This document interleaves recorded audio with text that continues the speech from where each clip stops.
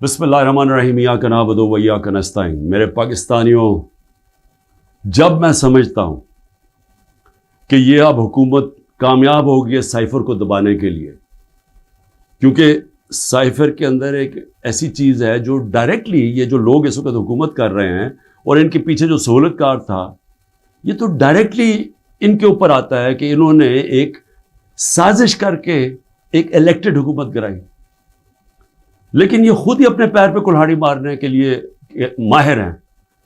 اتنا ان کو خوف ہے کہ عمران خان کسی طرح الیکشن سے باہر کیا جائے، کیونکہ وہ ڈر لگا ہوا ہے کہ الیکشن میں آ گیا تو ہار جائیں گے۔ تو ان کی پوری کوشش ہوتی ہے کہ ہر کوئی موقع نہ جائے کہ کسی طرح اس کو ڈسکوالیفائی کرے، جیل میں ڈالے۔ یہ کوئی 14 مہینے سے یہ لگے ہوئے ہیں۔ پہلے اس سے میں صرف اعظم خان کے اوپر بات کرنا چاہتا ہوں۔ جس اعظم خان کو میں جانتا ہوں وہ ایماندار آدمی ہے، قابل آدمی ہے، اور جس طرح کی باتیں میں نے پڑھی ہیں سائفر میں وہ کہہ نہیں سکتا۔ جب تک میں اعظم خان کے منہ سے نہیں سنوں گا میں مانوں گا نہیں، کیونکہ اس میں یہ کئی باتیں حقیقت کے ساتھ نہیں ہیں، یا تو زبردستی سے اسے کروایا گیا ہے، کیونکہ زبردستی تو اس وقت ساری 2 پارٹیز بنا دی ہیں۔ زبردستی میں لوگوں کے اوپر بندوق رکھ کے کہ جی آپ اس پارٹی پہ جائیں، اور بندوق کر کے دوسری پارٹی میں جائیں، ان کے ہی بیچاروں کا بیڑا غرق کر کے رکھ دیا اس میں۔ اور پھر جو ہمارے لوگوں کو جو زور ڈالا ہوا ہے پارٹی چھوڑو، بیچارے جیلوں میں ہمارے لوگ پڑے ہیں، عورتیں پڑی ہوئی ہیں، ان کو بس صرف کہیں کہ جی آپ عمران خان کے خلاف وعدہ معاف کو گواہ بن جائیں۔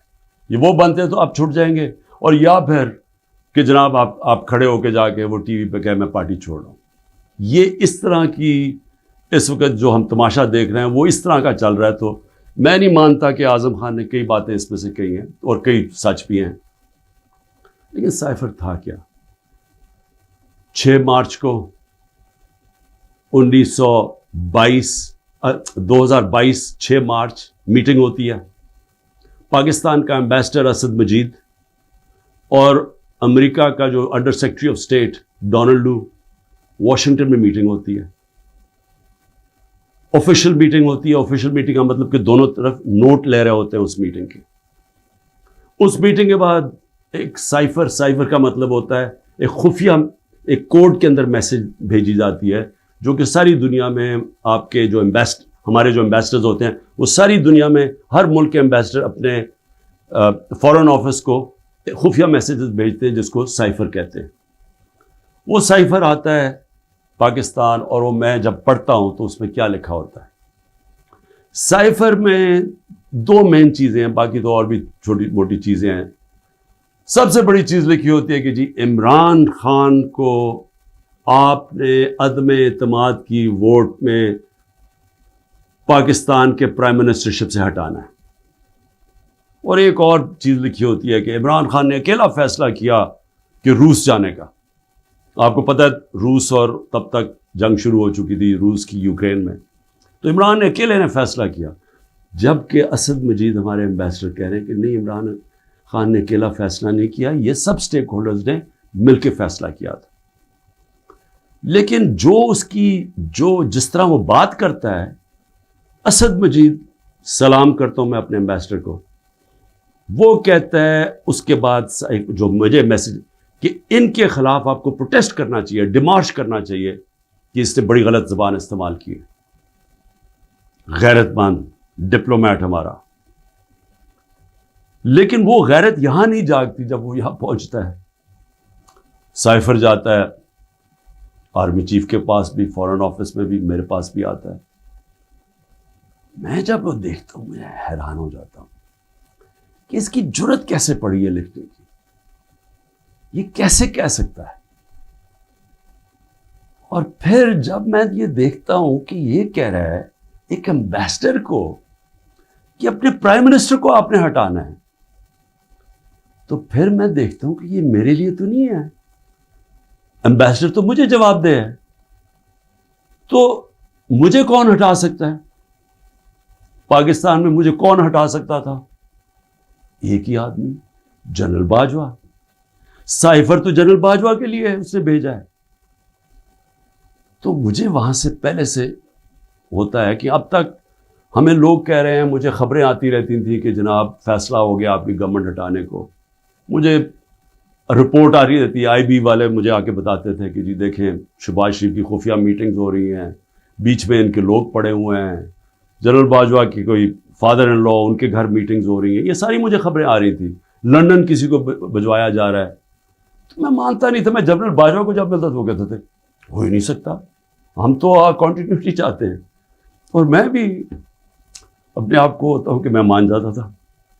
لیکن جب یہ سائفر آیا تو تب مجھے ہوا کہ یہ تو اس کے بغیر ہو ہی نہیں سکتا. پھر سے کہ کون پرائم منسٹر کو ہٹا سکتا ہے سوائے ایک آدمی کے جس کے پاس پاور ہے پاکستان میں. تو پاور ادھر ہی ہے, سپر کنگ ہے, سب پوچھنے والا کوئی نہیں ہے, لیکن پاور ہی پاور ہے. اس کے بعد اگلے دن عدم اعتماد اسمبلی میں ٹیبل ہو جاتی ہے, اور ایک دم ہمارے لوگ ہلنا شروع ہو جاتے ہیں. اور پھر ہمارے اتحادی وہ بھی ایک دم ہمارے سے خوش نہیں ہوتے. لیکن یہ یاد رکھیں کہ یہ ٹائم کون سا تھا.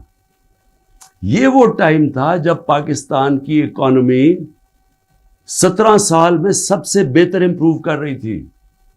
اکنامک سروے اٹھا کے دیکھ لیں آپ, سارے اکنامک انڈیکیٹرز دیکھ لیں, ہم بڑے مشکل وقت سے نکلے تھے. بینکرپٹ اکانومی ملی, 2 سال کرونا آ گیا. دنیا نے تعریف کی کہ پاکستان وہ ملک ہے جو ٹاپ 3 ملک ہے جنہوں نے سب سے بہتر کرونا, اتنی بڑی وبا, اتنے بڑے کرائسس سے ڈیل کیا. جبکہ ہندوستان میں تباہی آئی, ایران میں تباہی آئی, ساتھ والے ملک. پاکستان کی تعریف دنیا کرتی تھی. وہ ایک امریکہ کے اندر جو فائنینشیل ایڈوائزر تھا ٹرمپ کا, میرا وہ کہتا ہے کہ اگر پاکستان کا جس طرح کرونا پہ پاکستان نے ڈیل کیا, اگر امریکہ کرتا تو $10 کھرب کا امریکہ کو بچتا تھا.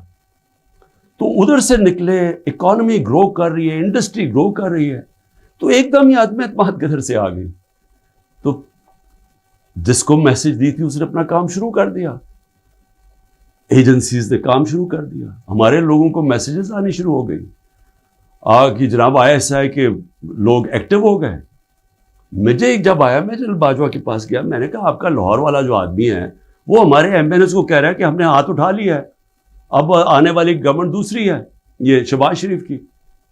میں جنرل باجوہ کو اچھا اس نے کہا ہے, میں وہ بھی اسے فارغ کرتا ہوں. تو یہ ڈرامے ہمارے سے ہوتے رہے, پیچھے سے پورا پلان بنا ہوا تھا. اچھا میں نے پہلے تو میں یہ کہوں کہ مجھے اتنا شرم آئی, مجھے پاکستانی ہوتے ہوئے میں آپ کو سچ بتانا چاہتا ہوں, مجھے شرم آئی کہ اس کی جرت کیسے ہوئی کسی چھوٹے ایک آفیشل کی کہ جو ہمیں اتنی بڑی دھمکی دے دے اور ایمبیسڈر کے ذریعے میسج بھجوائے کہ پرائم منسٹر کو ہٹا دو. لیکن اس کی غلطی نہیں تھی. شرم یہاں نہیں آ رہی تھی. جن لوگوں کی ذمہ داری تھی کہ قوم کی حفاظت کرنا, جس آدمی کی کہ قومی وقار کو بچانا, قومی غیرت, وہ ساتھ ملا ہوا تھا.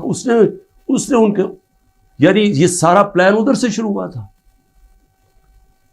اور میں صرف اپنی قوم سے یہ کہنا چاہتا ہوں کہ دیکھیں, یہ یاد رکھیں کہ اب ایک چیز سمجھیں, جب اگر میں جنرل باجوہ کی تنقید کر رہا ہوں, اور یہ میں سارا ثابت کر سکتا ہوں کیونکہ مجھے پتہ ہے ساری چیزیں میرے اندر, ایک ایک چیز مجھے یاد ہے ہوا کیا, اس سے پہلے بھی اس کے بعد بھی. میں پاکستان کی فوج کی تنقید نہیں کر رہا, میں ایک آدمی کی کر رہا ہوں جو غلطی کی جس نے. یہ ہم بہت بڑا ظلم کر رہے ہیں اپنے ملک سے کہ ہم جنرل فیصل نصیر, مجھے پہلے سے پتا تھا کہ میرے اوپر, میں 6 ہفتے پہلے سے لگا ہوا تھا کہ مجھے انہوں نے قتل کرنے کی کوشش کرنی ہے اور دینی انتہا پسند کے نام. میری جلسوں کے اندر تقریریں تھیں. تو جب میرے اوپر اٹیمپٹ ہوتا ہے اور میں FIR لگواتا ہوں, مجھے پتا تھا کہ یہ پیچھے سب سے یہ تھا, ماسٹر مائنڈ تھا. اپنی FIR نہیں کٹوا سکا. جب JIT کے اندر یہ ثابت ہو گیا کہ ایک نے 3 شوٹر تھے, تو جو سارا حکومت کا جو انہوں نے کوشش کر رہے تھے کہنے کی جی دینی انتہا پسند ہے, وہ جب سارا وہ ان کا نیریٹو ہی ختم ہو جاتا ہے, تو انہوں نے JIT کو سیبوٹاج کیا. اور پھر میرے اوپر غداری کا پرچہ کر دیا ہے کہ جنرل فیصل نصیر کو میں نے ڈرٹی ہیری کیوں کہا, سائیکوپیتھ کیوں کہا, میرے اوپر غداری کا پرچہ لگ جاتا. میں پھر سے کہتا ہوں کہ اگر ہم نے یہ کرنا ہے اپنے ملک کے ساتھ کہ کسی ادارے کو اگر میں کسی جج کی بات کروں گا تو میں ساری جوڈیشری کے خلاف ہو گیا، اس کا مطلب کیا، میں پولیس کے خلاف کروں گا تو ساری پولیس کو میں نے برا بھلا کہہ دیا. یہ تو ہم اپنے ملک کو تباہ کر رہے ہیں. یہ پلیز میری قوم پلیز آپ یہ سمجھ جائیں ایک بات، اگر معاشرے سے آپ تنقید ختم کرتے ہیں، آپ معاشرے کی قبر کھود دیتے ہیں. کیونکہ اصلاحات ہوتی کیسے ہے، انکوائری کیوں ہوتی ہے؟ حمود الرحمان انکوائری، جب ہمارا ملک ٹوٹا، ایسٹ پاکستان ٹوٹا، تو جب وہ انکوائری ہوئی، اگر اس کے اوپر عمل ہوتا کہ یہ ہم نے غلطیاں کی ہیں، اپنی اصلاحات کرتے، تو اس کے بعد پاکستان بڑی غلطیوں سے بچ جاتا. لیکن جرأت ہی نہیں تھی فیس کرنے کی تنقید. ہم نے وہ اتنا بڑا ظلم کیا کہ 25 سال کے بعد وہ کدھر نکلی؟ حمود الرحمان ہندوستان کے اندر. اب جب یہ ہوا، میں کہتا گیا، میں نے ساروں کو کہا کہ اتنا بڑا ظلم ہو رہا ہے تو اس کے اوپر انکوائری ہو. میں نے چیف جسٹس صاحب کو میں نے وہ سائفر بھیجا کہ جی اس کے اوپر انکوائری کروائیں. نیشنل سیکیورٹی کاؤنسل کے سامنے رکھا. نیشنل سیکیورٹی کاؤنسل کے سامنے 30 مارچ کو میں نے رکھا کہ جی یہ ہے، سارے آرمی چیفز بیٹھے ہوئے تھے، سروس چیفز بیٹھے ہوئے تھے، سب کے سامنے رکھا کہ یہ اس نے لکھا ہے اور آپ کا ایمبیسڈر کہہ رہا ہے کہ ان کو پروٹیسٹ کرو کہ یہ کسی کی جرأت نہیں ہونی چاہیے اس طرح کا، کسی بھی ایک ملک کو، آزاد ملک کو اس طرح کا زبان استعمال کرنی. انہوں نے کہا جی ہاں مداخلت تو ہوئی ہے، تنقید کی، امریکہ کو پروٹیسٹ بھی کیا نیشنل سیکیورٹی کاؤنسل نے 30 مارچ کو. میں نے پارلیمنٹ میں لے کے گیا کہ ان کیمرہ میٹنگ کروائی. میں نے کہا ان کے سامنے رکھو. اپوزیشن کو لیڈر ہی نہیں آیا اس میٹنگ پہ. شباز شریف، آصف زرداری، انہوں نے بائیکاٹ کر دی. کیوں کی؟ کیونکہ ملے ہوئے تھے ساتھ، یہ اس کا حصہ تھے، یہ سازش کا حصہ تھے. کیونکہ کیا یہ پاکستان کے پرائم منسٹر کے خلاف ایک آدمی کہہ رہا ہے کہ اس کو ہٹاؤ، تو کیا یہ عمران خان چھوڑیں کسی بھی ملک کو اجازت دیتا ہے ایسے؟ کیا ایران کے اندر کسی کی جرأت ہے کہ ان کے ایمبیسڈر کو کہے کہ جا کے اپنے پریزیڈنٹ کو ہٹا دے؟ یا ہندوستان میں کسی کی جرأت ہے کہ کہے کہ یہ ایمبیسڈر کہہ کے جی نریندر مودی کو ہٹا دے؟ قومی غیرت ہوتی ہے، قومیں غیرت کے اوپر کھڑی ہوتی ہیں، قوم غیرت سٹینڈ لیتی ہیں، مشکل وقت گزارتی ہیں اور مضبوط ہو جاتی ہیں. دنیا ان کی عزت کرتا ہے، دنیا اس قوم کی عزت کرتا ہے جو اپنی عزت کرتی ہے. جب ایک عام آفیشل اس طرح کا سٹیٹمنٹ دے اور میں اس کے اوپر کچھ ہو ہی نہ، یعنی نیشنل سیکیورٹی کاؤنسل میں حیران ہو گیا کہ صرف جی ہم ڈیمارش کرتے ہیں. آپ انکوائری کرنی چاہیے تھی، پوچھنا چاہیے تھا، لکھنا چاہیے تھا کہ اس نے کیوں یہ کہا. اور انکوائری جب ہونی تھی تو ایک آدمی نے سامنے آ جانا تھا، جنرل باجوہ نے. مسلسل یہ جناب ان کی میٹنگز ہوتی تھیں، ان کی وہ چارج افیئر سے ملتے تھے. کیا ISI کو نہیں پتا تھا کہ پچھلے 3 مہینے کے اندر ہمارے پارلیمنٹیرینز، ہمارے PTI کے بیک بینچرز اور یہ اپوزیشن لیڈر سے بار بار امریکن ایمبیسی میں جا رہے تھے. ارشد شریف نے پورا پروگرام کیا، بتایا کہ کون سے دن کون سے لوگ گئے. راجہ ریاض کا بتایا گیا. کیا راجہ ریاض وہاں فورن پالیسی ڈسکس کرنے گیا تھا؟ جو سب سے پہلے بھاگے وہ امریکن ایمبیسی جا رہے تھے. کیا ان کو نہیں پتا تھا؟ اس کے حصہ تھے. سازش ہو رہی تھی کسی طرح عمران خان کو راستے سے ہٹایا جائے، تب پلان بنا. اور مجھے اتنے افسوس سے کہنا پڑتا ہے کہ کسی کو جو بھی لوگ یہ دیکھ رہے تھے کہ یہاں، میں سوچا کہ کیا ان کو کوئی ان کو نہیں ہے کہ پاکستان ایک بڑی خواب کا نام تھا. پاکستان کا مطلب کیا؟ لا الہ الا اللہ.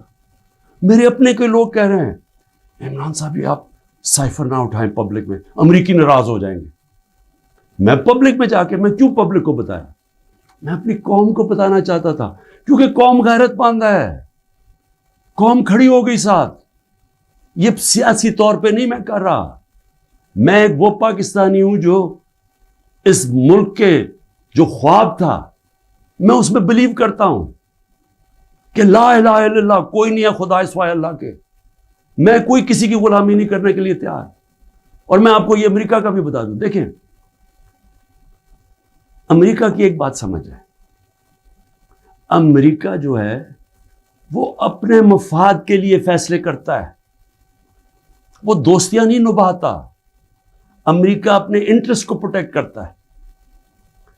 ہمارا کام ہے ہم اپنے انٹرسٹ پروٹیکٹ کریں۔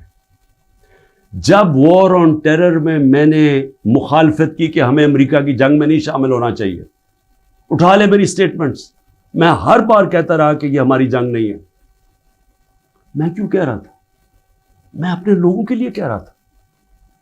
مجھے امریکہ نے باہر اینٹی امریکن کہنا شروع کر دیا، پاکستان میں مجھے انہوں نے طالبان خان کہنا شروع کر دیا کہ جی دیکھیں ہماری اپنی گورنمنٹ، مجھے یعنی ہمارا جو اس وقت جنرل مشرف نے کہا جی یہ تو داڑھی کے بغیر دہشت گرد ہے۔ میرا کیا مقصد تھا کہ آپ نے 80 کی دہائی میں لوگوں کو کہا کہ جب بھی فورن آکوپیشن ہو، یعنی کہ کوئی دوسرا افغانستان کے اوپر باہر سے روس نے قبضہ کیا ہوا ہے تو وہ جہاد ہے، اور جب امریکہ قبضہ کرتا ہے آپ کہتے ہیں اب دہشت گردی ہے۔ میں ان کو سمجھا رہا تھا کہ اس کا فال آؤٹ آئے گا پاکستان کے اوپر، 80,000 پاکستانی مار گئے،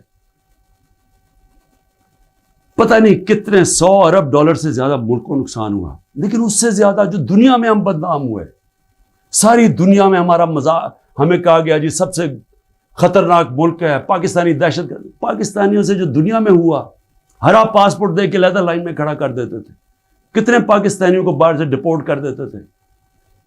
پوچھیں بیرون ملک پاکستانیوں سے ان کے اوپر کیا گزری ہے۔ اور مجھے جی عمران خان طالبان خان ہے جی، یہ جی دہشت گردی کے ساتھ ہے۔ اور یہ بھی میں اب آپ کو بتاؤں کہ یہ جو تھا، یہ میرے خلاف کیس بلڈ اپ ہوا۔ جنرل باجوہ نے کیوں کہا کہ جی یہ ہم جب روس سے واپس آئے، اچھا روس کیا ہے ذرا سننے والے، اس میں سائفر پہ کیا لکھا کہ عمران خان خود روس کیا ہے۔ میں عمران خان نے خود روس کیوں جانا تھا؟ فورن آفس نے مجھے کہا، بیٹھ کے مشاورت ہوئی، ہم نے سارے پاکستان کے ایکس فورن سیکرٹریز کو بلایا، سب نے کہا کہ آپ کا رشیا جانا بہت ضروری ہے، ہمیں اپنے تعلقات ٹھیک کرنے چاہیے۔ پھر ہمیں 20 لاکھ ٹن گندم چاہیے تھی ان سے، وہ ہم بات کرنا چاہتے تھے، کنسیشن میں تھے۔ اس کے بعد جب ٹینشن ہوئی یوکرین سے تو تیل کی قیمتیں آسمانوں پہ چلی گئیں، کموڈیٹی سپر سائیکل آ گیا۔ انہوں نے کہا کہ آپ وہاں جا کے تو ان سے نیگوشیٹ کریں سستا تیل۔ تو سارا اسٹیک ہولڈرز کے ساتھ کہ جتنے بھی تھے انہوں نے پورا پلان کیا، ہم ٹرپ پہ جانے لگے۔ شام کو ٹینشن بڑھ گئی روس کی اور یوکرین کی۔ میں نے جانے سے پہلے جنرل باجوہ سے پوچھا کہ کیا مجھے جانا چاہیے یا نہیں۔ انہوں نے کہا ہم سب بیٹھے ہوئے ہیں، ہمارے خیال میں آپ کو جانا چاہیے۔ تو سب سے پوچھ کے میں روس گیا، میں اپنی ذات کے لیے تو نہیں گیا۔ تو واپس آیا تو جناب جنرل باجوہ نے اس کے 2 دن بعد کہ جی مذمت کرو کہ جو روس چلا گیا وہاں۔ فورن آفس ہی بیٹھا، ہمارے مین لیڈرز بیٹھے ہیں، ہم نے کہا کہ ہندوستان تو مذمت نہیں کر رہا، وہ تو ان کا اسٹریٹجک ایلائی ہے، وہ تو نہیں کر رہا، ہم کیوں کریں؟ اور ہم ان سے ڈیل کر کے آ گئے تھے سستا تیل پہ اور سستی گندم پہ۔ اس کے بعد جا کے ایک نیشنل سیکیورٹی کا سیمینار ہو رہا ہے، جنرل باجوہ بیٹھ کے کہتے ہیں جی عمران خان ہم روس کی سخت مذمت کرتے ہیں، گورنمنٹ کی پالیسی کے خلاف جا کے اسٹیٹمنٹ دے دیتا ہے۔ اس کے بعد حسین حقانی کی ٹویٹ آتی ہے، وہ کہتا ہے جنرل باجوہ پرو امریکہ ہے اور عمران خان اینٹی امریکہ ہے۔ بعد میں ہمیں پتہ چلتا ہے کہ ہم نے $30,000 دے کے حسین حقانی کو جنرل باجوہ نے ہائر کیا ہوا تھا ہماری گورنمنٹ کے دوران۔ وہ بعد میں جب ان کا فیرا، ان کا ایک ادارہ ہوتا ہے جو آپ کو رجسٹر کرنا پڑتا ہے لابیز کو، اس میں پتہ چلتا ہے بعد میں ہمیں۔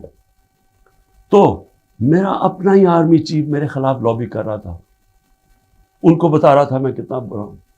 میں صرف آج یہ کہنا چاہتا ہوں کہ دیکھیں میرے پاکستانیوں، جو جدھر آج ہم کھڑے ہیں، ہمیں پہلے فیصلہ کرنا چاہیے کہ کیا ہم نے بیکاریوں کی طرح، ایک چونٹیوں کی طرح باقی زندگی گزارنی ہے پاکستانی ہوتے ہوئے؟ جس طرح ہم جا رہے ہیں تو کوئی مستقبل نہیں ہے۔ کیا ہم نے خوددار قوم کی طرح لا الہ الا اللہ جس کا نعرہ تھا، ایک خوددار قوم، لا الہ الا اللہ غیرت دیتی ہے انسان کو، ایک چھوٹے سے انسان کو بڑا انسان بنا دیتی ہے۔ ہم ایک دنیا کے عظیم لیڈر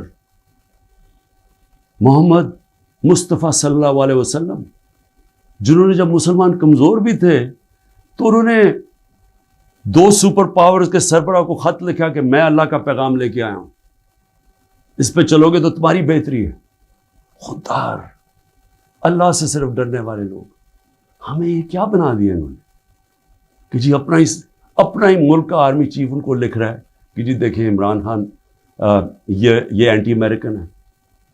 تو میں اپنی قوم سے آخر میں کہنا چاہتا ہوں کہ دیکھیں ہو کیا رہا ہے پاکستان میں، ایک ہی چیز ہو رہی ہے، سب کچھ، کوئی فکر نہیں ہے ملک کدھر جا رہا ہے، کوئی اس وقت فکر نہیں کہ ملک کے سارے ادارے تباہ ہو رہے ہیں، سارا صرف ایک 1 پوائنٹ ایجنڈا ہے کہ عمران خان کو کس طرح ڈسکوالیفائی کرنا اور جیل میں ڈالنا ہے، یہ ایجنڈا ہے۔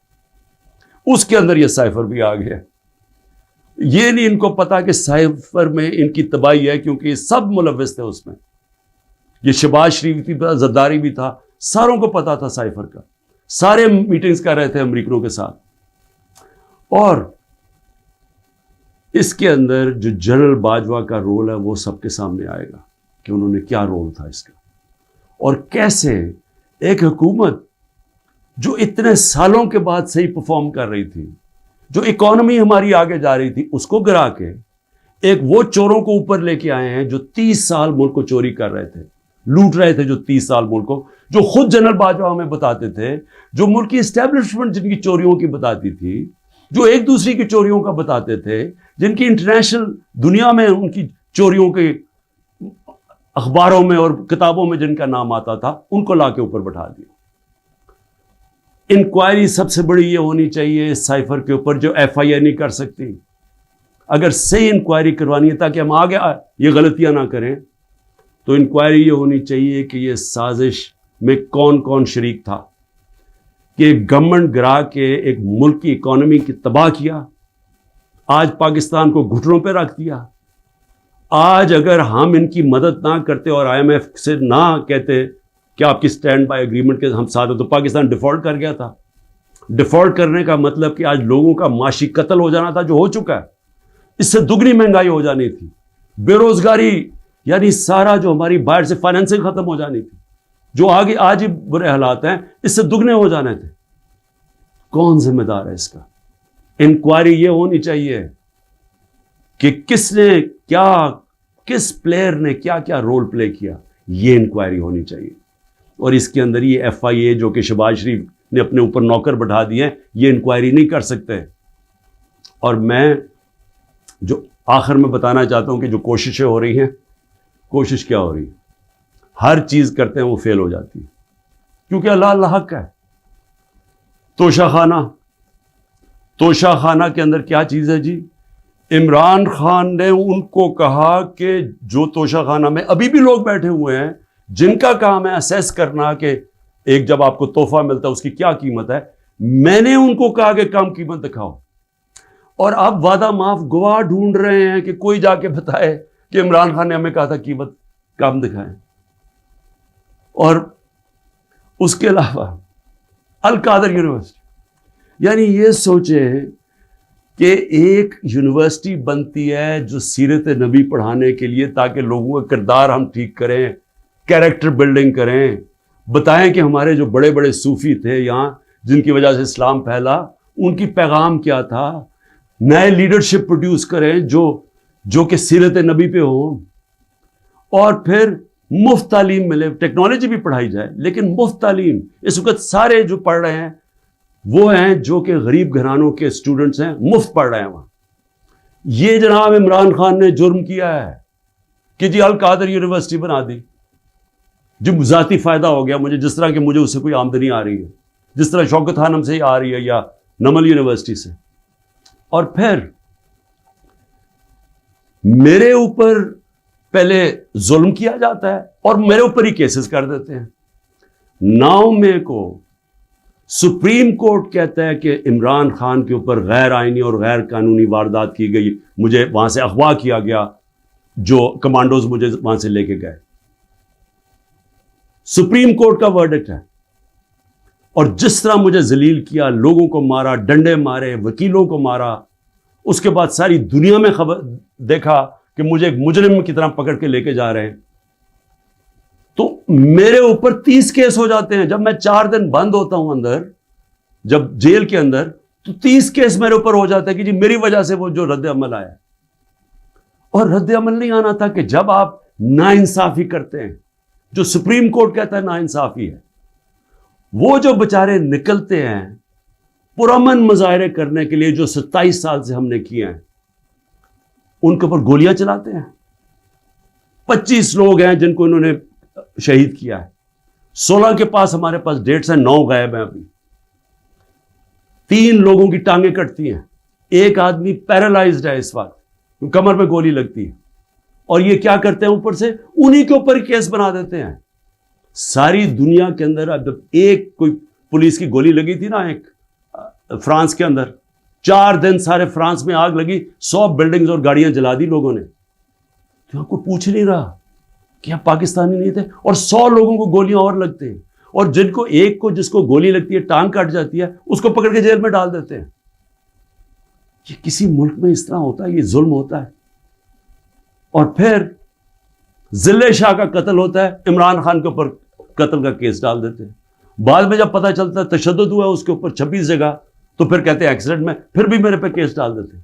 کوئٹہ کے اندر ایک سارے کوئٹوں کا پتہ ہے، ذاتی دشمنی پہ ایک وکیل مارا جاتا ہے، عمران خان کے اوپر 302 قتل کیس ہو جاتا ہے.